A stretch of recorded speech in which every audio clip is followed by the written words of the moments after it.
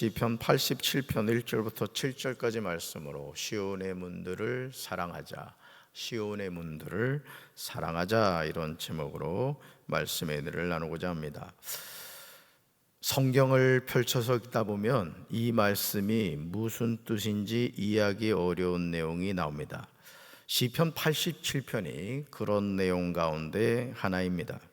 대부분의 말씀은 그냥 읽기만 해도 이런 말씀이구나 이해가 되는데, 어떤 말씀은 아무리 읽어도 무슨 내용인지 모르죠. 성경적인 배경, 성경의 역사, 그 기록된 말씀의 어떤 문맥을 이해하지 못하면 이게 도대체 무슨 말씀인가, 이제 그런 말씀이 있어요. 제가 설교를 준비할 때 많이 참고하는 뉴 호크마 주석은 시편 87편을 세계 교회의 영광이라고 하였습니다. 그리고 시편 87편의 제목은 고라 자손의 시, 곧 노래입니다. 여러분 성경에 보면 파란 글씨로 그렇게 써져 있죠. 1절과 2절을 보시면 다음과 같이 노래하고 있습니다. 우리 말씀 같이 읽습니다. 그의 터전이 성산에 있으며 여호와께서 야곱의 모든 거처보다 시온의 문들을 사랑하시는도다. 아멘. 여기서 그의 터전은 예루살렘을 암시하는 것입니다. 다시 말해서 고라 자손의 마음속에 예루살렘에 건설된 하나님의 성전을 염두에 둔 표현이라는 뜻입니다. 이것은 장차 예수 그리스도로 말미암아 세워질 교회를 암시합니다. 그런데 그의 터전이 어디에 있습니까? 성산에 있습니다. 성산. 여기서 성산은 거룩함의 산들, 거룩함의 언덕들이라는 복수입니다. 그러므로 그의 터전이 성산에 있다고 했을 때 예루살렘의 여러 산 위에 성산이 위치하였음을 나타내는 것입니다. 실제로 예루살렘이란 도시가 시온과 모리아의 산들 위에 세워졌다고 합니다. 사무엘하 5장 6절에서 다윗왕과 그의 부하들이 예루살렘으로 가서 그 땅 주민 여부수 사람을 치료하죠. 원래 시온 산성은 여부수 사람들이 살고 있었습니다. 사무엘하 5장 7절을 보면 이렇게 나오죠. 같이 읽습니다. 다윗이 시온 산성을 빼앗았으니 이는 다윗성이더라. 아멘. 원래는 이 여부수 사람들이 시온 산성에 살았던 거예요. 그런데 누가 이걸 빼앗았다고요? 다윗이 빼앗아서 뭐라 불렀다? 다윗성이라 불렀다.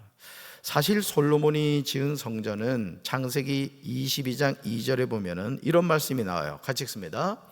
여호와께서 이르시되 내 아들 내 사랑하는 독자 이삭을 데리고 모리아 땅으로 가서 내가 내게 일러준 한 산, 거기서 그를 번제로 드리라. 아멘. 여기서 그 한 산이 어디예요? 모리아산이란 말이에요. 모리아산. 여러분, 이 말씀처럼 아브라함이 이삭을 번제로 바쳤던 산이 무슨 산이다? 모리아산이다. 그리고 솔로몬이 어디에다가 성전을 지었다? 모리아산에 지었다라는 것이죠. 그러므로 여호와께서는 야곱의 다른 곳들보다 시온의 문들을 더 사랑하신다는 거죠. 여기서 야곱이란 12지파로 구성된 민족으로 이스라엘을 가리키는 말입니다. 그러기에 야곱의 모든 거처보다는 이스라엘 백성이 거주하는 가나안 땅의 모든 거처보다라는 뜻을 암시하는 것이죠. 예루살렘에 여러 산 위에 성산이 있었고 이 성산에 하나님이 임재하시는 거룩한 성전이 세워졌던 겁니다. 그러니까 이런 성경적인 역사적인 배경을 가지고 오늘 이 시편 87편의 말씀을 읽으면 이제 이해할 수 있다는 뜻입니다. 예루살렘에 하나님의 성전이 세워지게 된 이유는 그냥 어느 날 그냥 세워진 것이 아니죠. 창세기 28장 22절에서 형 에서를 피해 도망가다가 야곱은 베델에서 살아계신 하나님을 직접 만난 후에 서원을 합니다. 우리 말씀 같이 읽습니다. 내가 기둥으로 세운 이 돌이 하나님의 집이 될 것이요 하나님께서 내게 주신 모든 것에서 10분의 1을 내가 반드시 하나님께 드리겠나이다 하였더라. 아멘. 내가 기둥으로 세운 이 돌이 뭐가 된다? 하나님의 집이 된다라는 것이죠. 바로 그것이 어디다?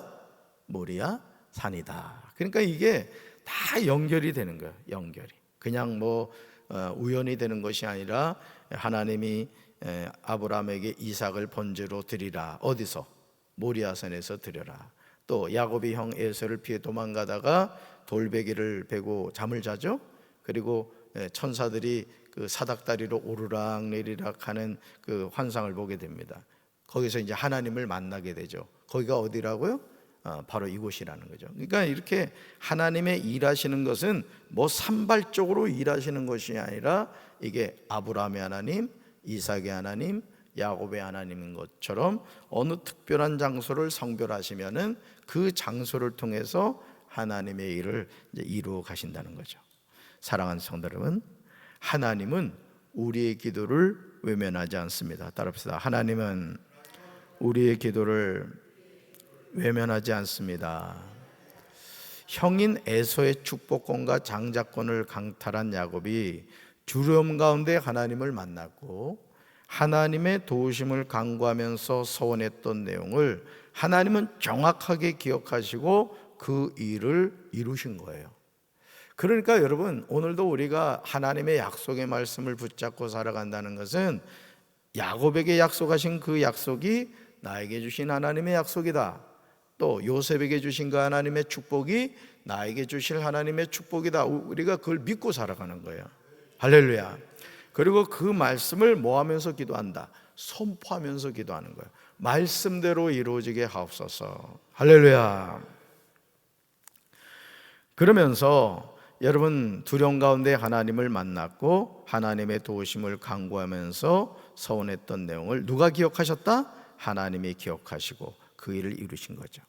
시편 87편 2절 하반절에서 시온의 문들을 사랑하신다는 말은 하나님이 이스라엘의 모든 거주지보다 예루살렘 성읍을 더욱 사랑한다는 것을 나타낸 것으로 볼 수 있습니다. 왜냐하면 이곳이 하나님의 언약궤가 최초로 안치된 것이고 이후 이 성읍에 하나님의 성전이 건축되어 하나님의 임재와 통치를 상징하는 장소가 되었기 때문입니다. 하나님이 계시는 곳은 어느 곳이나 거룩한 거예요. 그러니까 여러분, 우리는 어떤 시간의 흐름 속에 있죠. 그죠? 크로노스적인 시간 개념 속에 있다고요. 24년 후에 25년이 오고 26년이 온단 말이에요. 그래서 성경적인 시간의 개념은 카이로스적이란 말이에요. 수직적인 개념이에요. 그래서 하나님은 시간의 제한을 받는다, 받지 않는다? 받지 않으신다는 거죠. 우리는 피조물이기 때문에 시간의 제한 속에 살아갑니다. 그렇지만 하나님은 세초부터 세말까지 모든 것을 전지하신단 말이에요. 다 아신단 말이에요. 그래서 우리가 하나님께 기도한다는 것은 뭐예요? 나의 삶의 이전부터 나의 삶의 이후까지 모든 것을 아시는 하나님께 우리가 우리 인생을 맡기는 것이죠. 지혜로운 거예요, 지혜로운 거예요. 너무너무 지혜로운 것이죠. 여러분이 예를 들어서 내가 주식을 한다. 그럼 누구한테 맡기겠어요? 최고의 투자자에게 맡기려고 할 겁니다. 그죠? 워런 버핏하고 여러분 아시죠? 워런 버핏하고 식사 한번 하는데 몇십억? 그 말 몇 마디 들으려고 식사 한번 하는데 몇십억을 내고서 식사를 한다는 거예요. 왜? 그의 지혜를 얻고 싶어서 그런 겁니다. 여러분, 사람과의 만남에 식사 한번 하는데도 그렇게 많은 걸 투자하는데 하물며 살아계신 하나님과 우리가 만나는 시간이 얼마나 소중하냐 이거죠. 할렐루야. 여러분, 하나님이 계시는 곳은 어느 곳이나 거룩하다. 그래서 여러분이 우리가 이 교회 주님께 예배드리는 이 예배당을 여러분 거룩한 장소인 것을 깨달으셔야 돼요. 아멘이십니까? 그래서 여러분이 성전에 왔을 때는 몸가짐도 조심하셔야 되고 그냥 막 혈기 부리고 이러면 안 됩니다. 하나님의 성전에서는 항상 이곳이 하나님께 우리가 예배드리는 장소, 처소라는 것을 알고 항상 청결하게 이렇게 관리하고 막 바닥에 쓰레기 버리고, 어떤 분들 보면은 막 침 뱉는 분들도 있더라고. 이게 그런 사람들이 있어요. 습관적으로 퇴퇴리 뱉고 막 이런 분들이 있는데 그런 행동하면 안 됩니다. 왜? 이곳은 뭐 하는 장소예요? 예배드리는 장소이기 때문에. 할렐루야. 시편 87편 3절에서 시편 기자는 이렇게 노래하죠. 같이 읽습니다.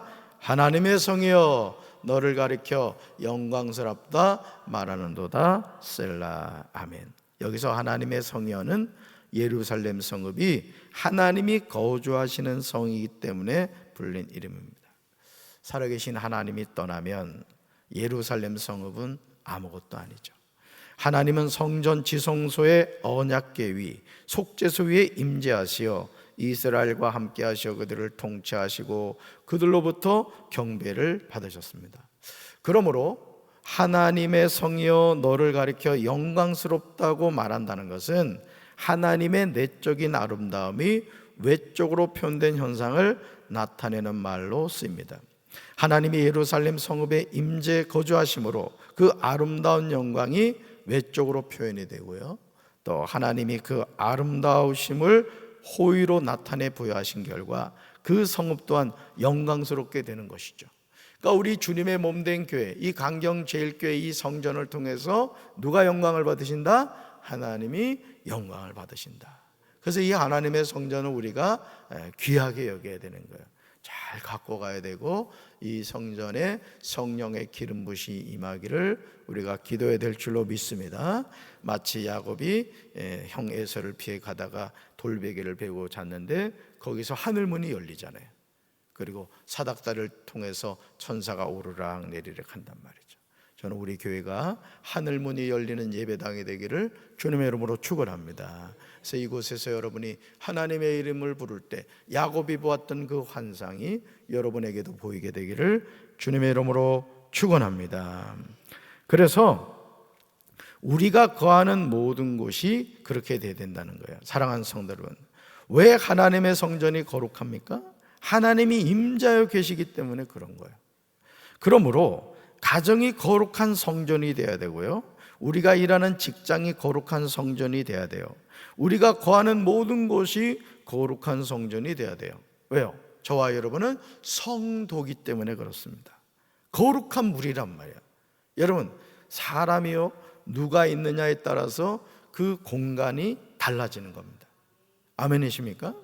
여러분, 그래서 실제 그 책에서 제가 읽었던 내용인데 미국하고 멕시코가 이렇게 경계가 있잖아요, 그죠? 국경선이 있잖아요. 그런데 어느 선교팀이 이렇게 전도를 하는데 미국에서 복음을 전할 때는 사람들이 복음을 잘 받아들이더라는 거예요. 그런데 여러분, 그 경계선이 국경이 그냥 한 끝이잖아요. 멕시코에 가서 복음을 전하는데 복음을 사람들이 받아들이지 않더래요.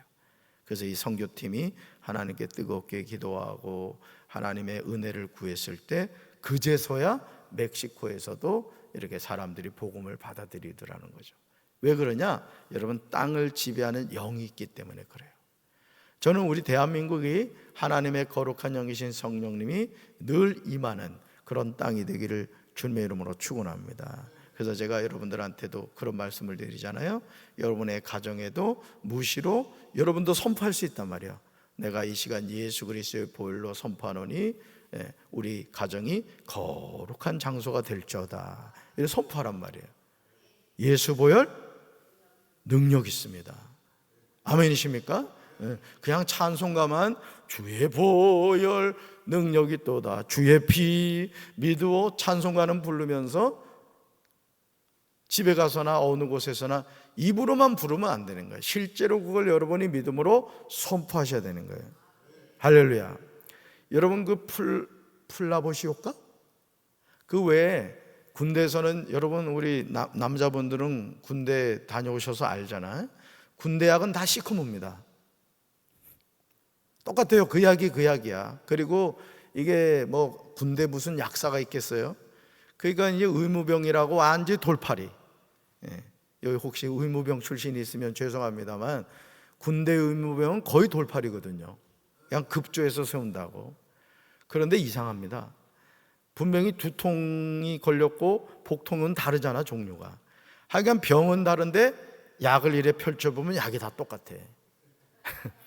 근데 이상한 건요, 그 약을 먹으면 낫습니다. 왜 그런지 아세요? 그게 플라보시 효과인가라는 용어가 있는데 이 사람의 이 마음에 내가 이 약 먹으면 낫지 하고 그 약을 먹으면 낫는다는 거야. 그게 성경이 틀리지 않아. 내 믿음대로 될지어다. 그런 것이죠. 근데 우리 하나님의 말씀은 그렇지 않잖아요. 우리 하나님은 살아계시고 그 하나님은 우리와 함께 하신다는 거죠. 그러니까 여러분들이 앞으로 주의 보혈 따릅시다. 주의 보혈 능력 있습니다. 주님의 피를 믿습니다. 선포하시기 바랍니다. 할렐루야. 시편 87편 4절에서 시편 기자는 이렇게 노래해요. 같이 읽습니다. 나는 락과 바벨론이 나를 아는 자 중에 있다 말하리라. 보라, 블레셋과 드로와 구스여, 이것들도 거기서 났다 하리로다. 아멘. 여기에 나오는 라합, 또 바벨론, 블레셋, 두로, 구스는 이방인들이 하나님의 임재 처소인 예루살렘 성에서 났다는 뜻이에요. 이들이 예루살렘 시민임을 암시하고 있어요. 우리 상식으로는 이해가 되지 않잖아요. 사실은 여기 나오는 이 이름들이 뭐예요? 하나님을 대적했던 무리들이란 말이에요. 또 다윗이 싸웠던 대적이기도 하죠. 이방인들이 하나님의 은혜에 의해서 구원받은 하나님의 백성 자녀들이 되었음을 나타내는 거예요. 그래서 여러분, 우리가 그 찬양 있잖아요. 세상 모든 민족이 구원을 얻기까지 쉬지 않으시는 하나님. 그러니까 여러분, 우리 하나님은 모든 사람이 구원을 받으며 진리에 이르기를 원하시는 거예요. 할렐루야. 그래서 하나님이 이 세상을 이처럼 사랑하사 독생자를 주셨다는 것이죠. 그러니까 이스라엘 백성들은 선민의식을 갖고 있습니다마는 예수님이 오신 이후에 선교의 대상은 이 세상 모든 민족이 된 거예요. 그래서 사도행전 1장 8절 뭐예요?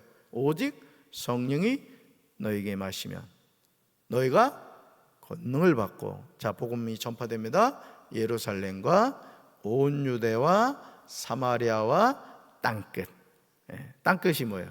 모든 민족이 되는 거예요. 해남 땅끝 마을이 아니라 전 세계 모든 민족이 하나님의 뭐의 대상이다? 구원의 대상이다. 그래서 우리가 선교사를 파송하기도 하고, 선교사들이 지금도 우리나라가 세계에서 두 번째로 많은 선교사들이 뭐 저 아프리카 오지부터 그냥 우리가 들어보지도 못한 나라에 가서 복음을 전하고 있는 것이죠. 다시 말해서 신약 시대의 이방인들이 그리스도의 몸인 교회를 통해서 구원으로 인도함 받음을 암시하는 거예요. 그러므로 갈라디아서 4장 26절에서 사도 바울은 하늘에 있는 예루살렘은 종이 하는 여자이며 우리의 어머니로 묘사하고 있는 거예요.